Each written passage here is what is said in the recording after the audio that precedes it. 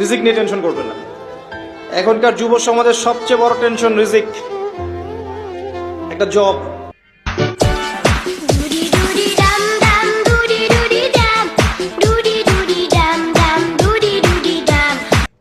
আম থাকবে যতদিন, চুরি করে খেতে হবে ততদিন। কাটু কেসে রাতা তাল গাছের ওই আহাগায় বাউল।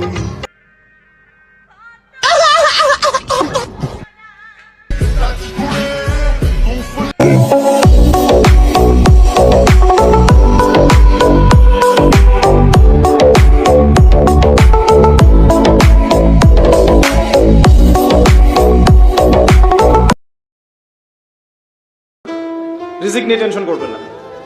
এখনকার যুব সমাজের সবচেয়ে বড় টেনশন রিজিক, একটা জব।